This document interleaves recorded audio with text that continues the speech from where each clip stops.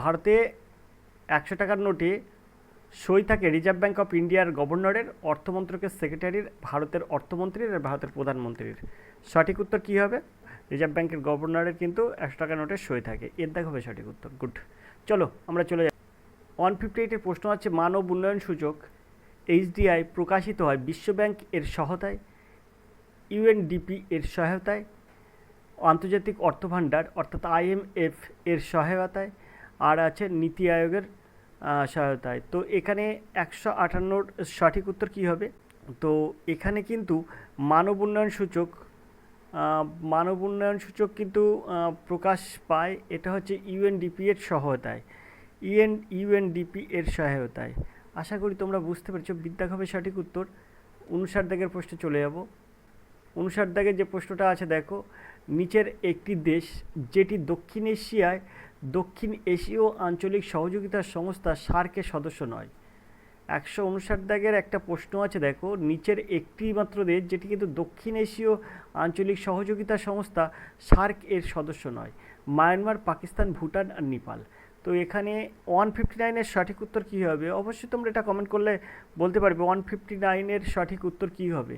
আর 159-এর সঠিক উত্তর তাহলে কী হবে? 159 দাগের সঠিক উত্তর হবে কিন্তু এর দাগ, মায়ানমার। মায়ানমার হচ্ছে একটি দেশ যেটি কিন্তু দক্ষিণ এশীয় আঞ্চলিক সহযোগিতা সংস্থা সার্কের সদস্য নয়। আশা করি বুঝতে পেরেছ। চলো আমরা পরের প্রশ্ন দেখব। 159-এর পরে 160 দেখব। GNP গ্রোস ন্যাশনাল প্রোডাক্ট ধার্য করার সময় কোন বিষয়টি বিবেচিত হয় না? সরকার দ্বারা পণ্য ক্রয়, বেসরকারি বিনিয়োগ, নাগরিকদের মাথাপিছু আয়, নিট বৈদেশিক বিনিয়োগ। তো বলো এখানে সঠিক উত্তর কী হবে? GNP এর ধার্য করার সময় কোন বিষয়টি বিবেচিত হয় না? 160-এর অর্থাৎ নাগরিকদের মাথাপিছু আয়, এটাই কিন্তু GNP ধার্য করার সময় বিবেচিত হয় না আর কি। হ্যাঁ, চলো আমরা 161 দাগের প্রশ্ন দেখি। ভুল বিবৃতিটি চিহ্নিত করুন। আর্থিক কাঠামো সংস্কারের জন্য প্রয়োজন সরকারি বাজেটে ঘাটতি হ্রাস, আর্থিক ক্ষেত্রগুলিতে মুনাফা বাড়ানো, মুদ্রাস্ফীতির চাপ কমানো, লেনদেনের ঘাটতি বৃদ্ধি। তো এর সঠিক উত্তর কী হবে? 161-র সঠিক উত্তরটা কী হবে? তুমি সঠিক উত্তর সি, মুদ্রাস্ফীতির চাপ কমানো। চলো আমরা 162 দাগের প্রশ্ন দেখি। 162 দাগের প্রশ্ন কী আছে? কৃষি ঋণের ক্ষেত্রে অ্যাপেক্স ব্যাংক হলো reserve bank of India, state bank of India, NABARD, BRC উভয়। 162-র সঠিক উত্তর কী হবে? কৃষি ঋণের ক্ষেত্রে অ্যাপেক্স ব্যাংক হলো নাবার্ড। তো 162 দাগের সঠিক উত্তর হচ্ছে নাবার্ড। সিদ্ধাক হবে সঠিক উত্তর। 163 প্রশ্ন আমরা দেখব। 163 দাগের প্রশ্ন কী আছে? ভারতবর্ষের টাকা কড়ি সংক্রান্ত নীতি নির্ধারণ করে ভারত সরকার, ভারতীয় রিজার্ভ ব্যাঙ্ক, ভারতীয় স্টেট ব্যাঙ্ক, উপরের কোনোটি নয়। তো এই প্রশ্নের উত্তরটা সবাই জানা। 163 দাগের সঠিক উত্তর কী হবে? 163 সঠিক উত্তর কী হবে? 163 সঠিক উত্তর হবে কিন্তু ভারতীয় রিজার্ভ ব্যাঙ্ক, ঠিক বলেছে। 164 এর সঠিক উত্তর কী হবে? 164-এর প্রশ্ন আছে, 1912 খ্রিস্টাব্দে লর্ড হার্ডিন্সের উপর কে আক্রমণ চালিয়েছিলেন? রাসবিহারী বসু, ভগৎ সিং, ক্ষুদিরাম বোস, অজিত সিং। তো এখানে 164 এর সঠিক উত্তর কী হবে? 164 দাগের সঠিক উত্তর কী হবে? 64 হবে রাসবিহারী বসু, ঠিক একদম। রাসবিহারী বসু, বসন্ত কুমার বিশ্বাস সহ অন্যান্য বিপ্লবী নেতারা দিল্লিতে একটি মিছিলের সময় ভাইসরয় লর্ড হার্ডিন্সকে লক্ষ্য করে কিন্তু বোমা নিক্ষেপ করেন। আশা করি তোমরা বুঝতে পেরেছো। তো এর সঠিক উত্তর হবে রাসবিহারী বসু, এর দেখা হবে সঠিক উত্তর। সঠিক উত্তর এ, ঠিক আছে। 164-র এ হবে সঠিক উত্তর। চলো 165 দাগের প্রশ্ন দেখি। 165 আছে, গুপ্ত শাসকদের মধ্যে কে লিচ্ছবি দৌহিত্র নামে পরিচিত? লিচ্ছবি নামে পরিচিত সমুদ্রগুপ্ত, দ্বিতীয় চন্দ্রগুপ্ত, কুমারগুপ্ত আর স্কন্দগুপ্ত। কে লিচ্ছবি দৌহিত্র নামে পরিচিত? 165 এ একদম সঠিক উত্তর। 65-এর এ, লিচ্ছবি দৌহিত্রী কিন্তু সমুদ্রগুপ্তর মানে গুপ্ত শাসকদের মধ্যে কিন্তু সমুদ্রগুপ্ত ছিলেন কিন্তু এই নামে পরিচিত, অর্থাৎ এর দাগ হবে সঠিক উত্তর। 165 এর দাগ হবে সঠিক উত্তর। আমরা 166 দাগের প্রশ্নে চলে যাব। শূদ্রকের মৃচ্ছকটি হলো একটি নাটক, উপন্যাস, কবিতা, ছোট গল্প। 66-এর সঠিক উত্তর কী হবে? ঠিক 166 সঠিক উত্তর হবে এ, এর দাগ হবে নাটক। আমরা চলে যাব পরের প্রশ্নে। পরের প্রশ্ন আছে, ভারতের কোন শাসকরা সর্বপ্রথম স্বর্ণ মুদ্রা চালু করে? স্বর্ণ মুদ্রা প্রথম চালু করেছিলেন ভারতবর্ষের কোন শাসকরা? 167 দাগের সঠিক উত্তর কী হবে? 167 দাগের সঠিক উত্তর কী হবে? কোন শাসকরা সর্বপ্রথম স্বর্ণ মুদ্রা চালু করেছিলেন? ডি, একদম সঠিক উত্তর হচ্ছে কুষাণ। কুষাণরা কিন্তু স্বর্ণ মুদ্রা চালু করেছিল। ভারতের শাসকদের মধ্যে সর্বপ্রথম কুষাণরা স্বর্ণ মুদ্রা চালু করেছিল। 167 কিন্তু ডির দাগ হবে সঠিক উত্তর। আমরা চলে যাব পরের প্রশ্নে, 168 দাগের প্রশ্নে। নিচে দেওয়া প্রশ্নের প্রদত্ত সিরিজটি সম্পূর্ণ করুন। এখানে আছে এসি, বিডি, সিই, ডিএফ। ওকে, তো এটা তোমরা কিভাবে সমাধান করবে? নিচে দেওয়া প্রশ্নের প্রদত্ত সিরিজটি সম্পূর্ণ করুন। বলো এটাকে, তাহলে এখানে কি হবে সেটা বলো। 168 দাগের সঠিক উত্তর বলো, 168 দাগের সঠিক উত্তর। তো ঠিক, এর সঠিক উত্তর হবে এ। এখানে 168 দাগের সঠিক উত্তর হবে এ। এখানে 169-এর প্রশ্ন কি আছে সেটা তোমরা এবার উত্তর করো। 169 আছে বঙ্গদেশের আকবর বলা হয় কাকে? রাজা গণেশকে, হুসেন শাহকে, গিয়াসউদ্দিন মাহমুদকে আর বরবক শাহকে। তো এখানে সঠিক উত্তর কি হবে? 69-এর সঠিক উত্তর হবে হুসেন শাহ বলছি। চলো 170 দাগের প্রশ্ন দেখি। কত খ্রিস্টাব্দে বাংলায় নীল বিদ্রোহ শুরু হয়েছিল? 1859 খ্রিস্টাব্দে, 1860, 1863, 1869। তো এখানে 170 দাগের সঠিক উত্তর কি হবে? 170। 170 দাগের এ দিয়েছো, আচ্ছা আচ্ছা ঠিক আছে, 1859 খ্রিস্টাব্দে। চলো আমরা চলে যাই 171 দাগের প্রশ্নে। সবাই সঠিক উত্তর করেছে। 171 দাগের প্রশ্ন আছে সাঁওতালরা কোন অঞ্চলকে দামিন ই কোহ বলতো? সাঁওতালরা কোন অঞ্চলকে দামিন ই কোহ বলতো? ধলভূম, পালামৌ, রাজমহল পাহাড় আর হাজারিবাগ। তো 171 প্রশ্নের সঠিক উত্তর হবে কিন্তু সি, দামিনী কোহ ছিল কিন্তু ভারতের ঝাড়খণ্ডের সাহেবগঞ্জ, পাকুড় ও গোড্ডা জেলার মানে যেখানে বর্তমান কিন্তু রাজমহল পাহাড়ের বনভূমির খাড়া অংশের নাম। আশা করি তোমরা বুঝতে পেরেছো, দামিন ই কোহ। তাহলে এর সঠিক উত্তর হবে কিন্তু রাজমহল পাহাড়, সি। 172 দাগের প্রশ্ন। চলো 172 দাগের প্রশ্ন দেখি। নিচের কোন বিষয়টির সঙ্গে লর্ড মেকলে যুক্ত ছিলেন? সামরিক সংস্কার, সতী প্রথার বিলুপ্তি, আইন সংকলন, চিরস্থায়ী বন্দোবস্ত। বলো 172 দাগের সঠিক উত্তর কি হবে? 172-এর সঠিক উত্তর হবে কিন্তু সি। 172-এর সঠিক উত্তর হবে সি, আইন সংকলন। লর্ড মেকলে ভারতীয় শিক্ষা ব্যবস্থার উপরে সংস্কারের পাশাপাশি আইন সংকলনের সঙ্গে যুক্ত ছিলেন। তিনি ছিলেন লর্ড উইলিয়াম বেন্টিংয়ের আইন সচিব এবং কমিটি অফ পাবলিক ইনস্ট্রাকশন এর সভাপতি। তো 172 দাগের সঠিক উত্তর তাহলে হবে কিন্তু সি, আইন সংকলন। এটা কিন্তু এই বিষয়টার উপর কিন্তু লর্ড মেকলে যুক্ত ছিলেন। আমরা 173 দাগের প্রশ্ন চলে যাব। 173 প্রশ্নের সঠিক উত্তর কী হবে? নিম্নলিখিত প্রশ্নের বিজাতীয় বিকল্পটি নির্বাচন করুন। তো বলো 173-এর এটার সঠিক উত্তর কী হবে? তো এখানে এর সঠিক উত্তর হবে সি, একদম সঠিক উত্তর বলেছে। 173 দাগের সঠিক উত্তর সি। 12 আর 21, দেখো সংখ্যা উল্টে দিলে 21 হচ্ছে, 34টা সংখ্যা উল্টে 43 করছে, 69টা সংখ্যা উল্টে 96 করছে, কিন্তু 56, 67 এটা কিন্তু হচ্ছে না, তাই ওটা কিন্তু আলাদা। আমরা 174 দাগের প্রশ্ন চলে যাব। 174, যদি 5 × 4 = 15, 7 × 8 = 49, 6 × 5 = 24, তাহলে 8 × 4 = কত? আমাকে যেটা বলছি সেটাই তোমরা করবে। 174-এর এখানে এর দাগ হবে সঠিক উত্তর। চলো এটা একদম ঠিক। এখানে 5 আর 3 গুণ করলে 15 হয়, 7 আর 7 গুণ করলে 8-এর জায়গায় 7 ধরবে, 6-এর জায়গায় 4 ধরবে, তাহলে এখানে 4-এর জায়গায় 3 ধরতে হবে, তাহলে 3 8 24। চলো 175 দাগের প্রশ্ন দেখি আমরা, বেশি আর তুলব না এই জন্য। 175 দাগের প্রশ্ন আছে সঠিক অনুক্রমটি সাজান। তো 175 দাগের সঠিক উত্তরটা তোমরা নির্ণয় করো, দেখি কে কী করতে পারো। ঠিক আছে, ভুল হলেও উত্তর করবে। সঠিক অনুক্রমটি সাজান। তো এখানে এর সঠিক উত্তর হবে কিন্তু সি। তো এইগুলো এই সাজানোও কিন্তু যথেষ্ট কঠিন। সেখানে দেখো বিজ্ঞাপন, তারপরে আবেদনপত্র,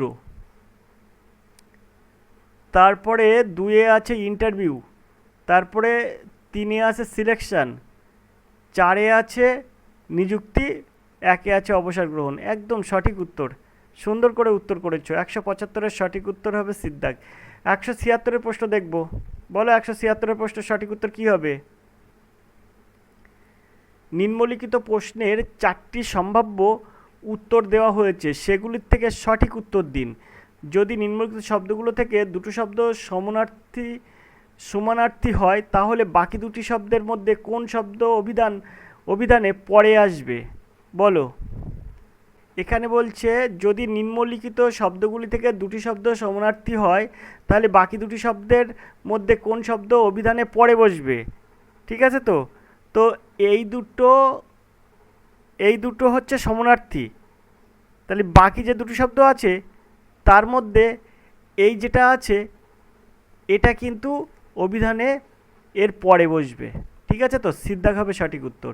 মানে তুমি যদি ডিকশনারি খুলে দেখতে যাও মানে কি, তাহলে এই দুটো শব্দ তুমি আগে পেয়ে যাবে। ঠিক আছে, তো তারপরে যে শব্দ এই দুটোর মধ্যে এই শব্দটা কিন্তু আগে আসবে, সেটাই কিন্তু তোমাকে বলতে চেয়েছে। ওকে, চলো আমরা চলে যাই 177 দাগের প্রশ্নে। তো সঠিক উত্তর কিন্তু 176-এর সি হবে কিন্তু সঠিক উত্তর। 177 দাগের প্রশ্ন আছে, দেখো 177 দাগের প্রশ্নটা তোমরা একটু পড়ো, দেখো আমি এগুলো একটু মুছে নিই। 177 সঠিক উত্তর কী হবে? বলছে প্রথম অক্ষর দ্বিতীয় অক্ষরের থেকে বর্ণমালা অনুসারে 4 অক্ষর আগে রয়েছে এবং দ্বিতীয়, তৃতীয় আর চতুর্থ অক্ষর বর্ণমালার ক্রম অনুসারে রয়েছে, তাহলে সঠিক উত্তরটা কী হবে? বলো। এটা কিন্তু দুর্দান্ত একটা রিজনিং করেছে, দুর্দান্ত একটা রিজনিং। সঠিক উত্তর হচ্ছে সি। কি করে হয়? এখানে বলছে প্রথম অক্ষর দ্বিতীয় অক্ষর থেকে বর্ণমালা অনুসারে 4 অক্ষর আগে রয়েছে, দ্বিতীয়, তৃতীয় আর চতুর্থ অক্ষর বর্ণমালা ক্রম অনুসারে রয়েছে। ঠিক আছে, এখানে সিদ্ধাকে দেখো কিভাবে হয় উত্তর। সন্দীপ, তুমি নতুন কমেন্ট করেছো, তুমি একটু ধরে রাখবে, তোমাকে আমরা অ্যাড করে নিচ্ছি। আমি এই জিনিসটা বুঝিয়ে বলে দিই।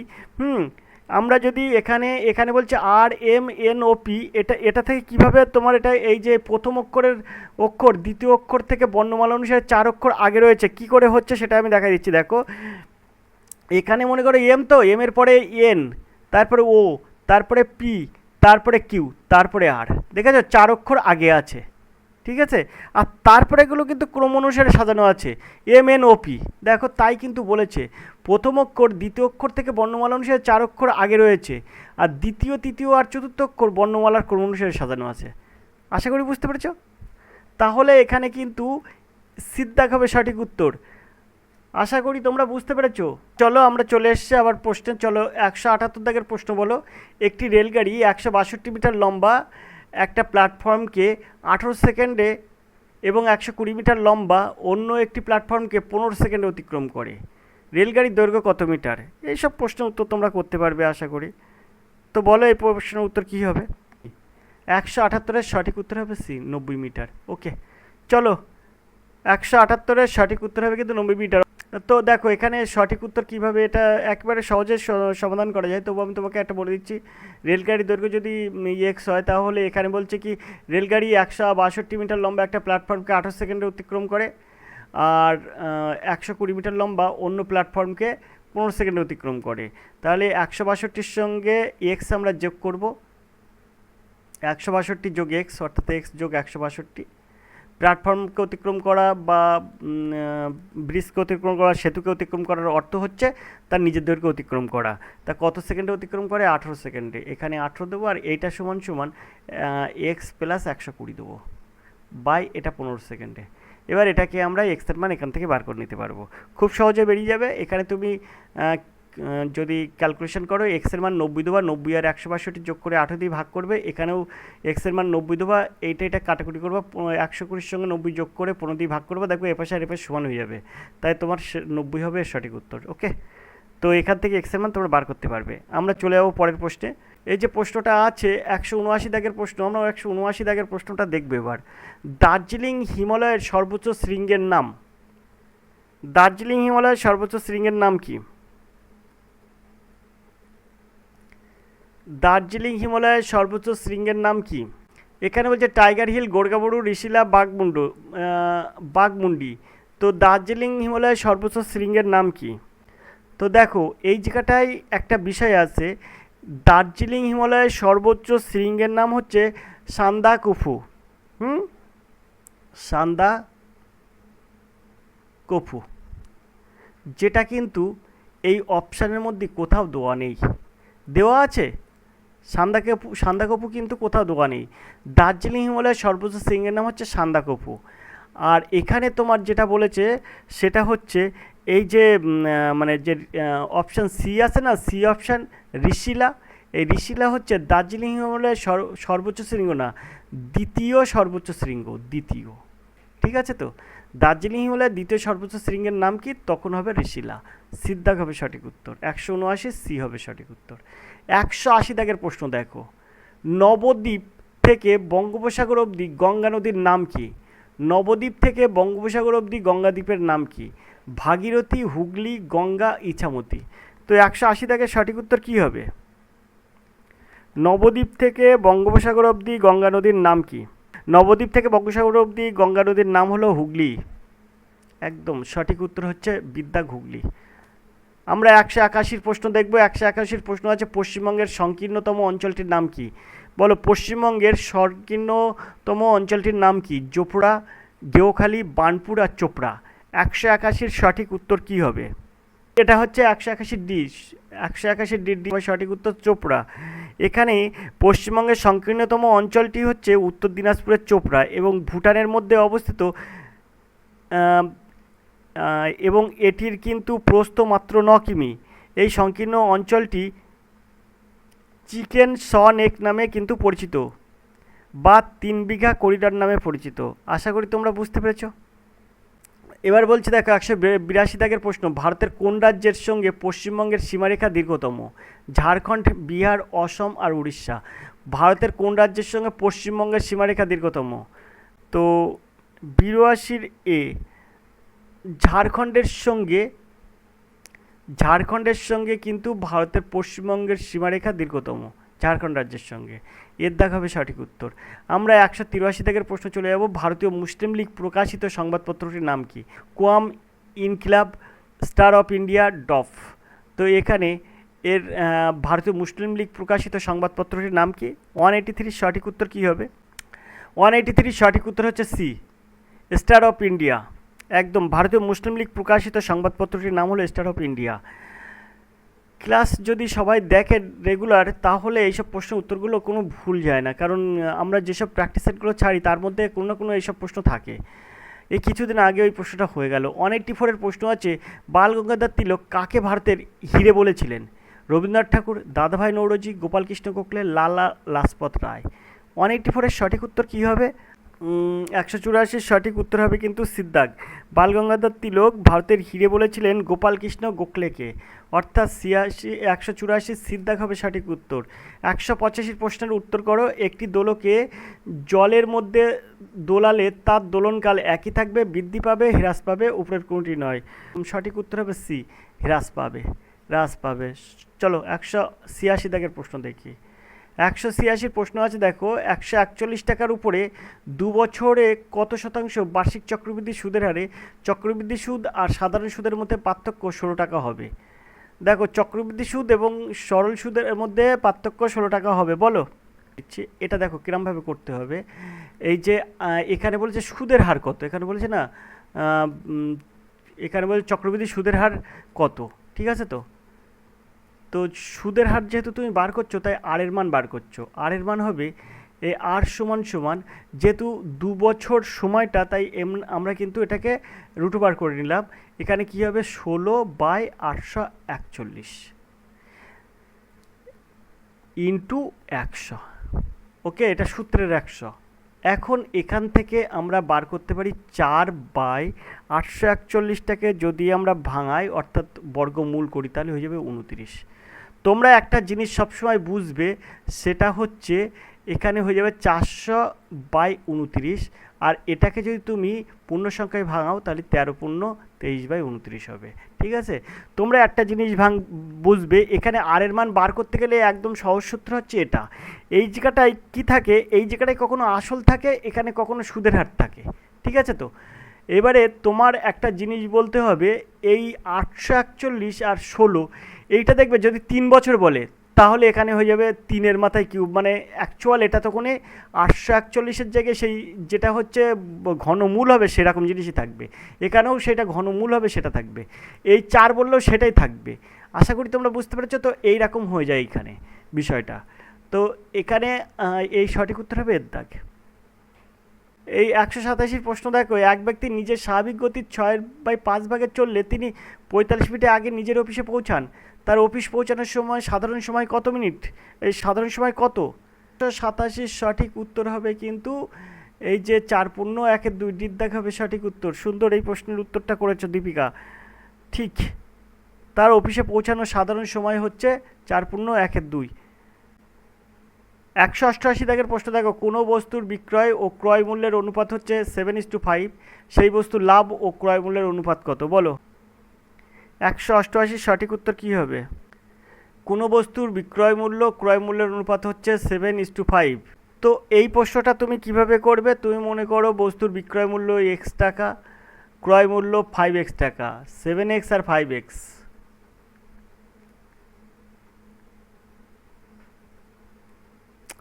ঠিক আছে, তাহলে লাভ হবে কত?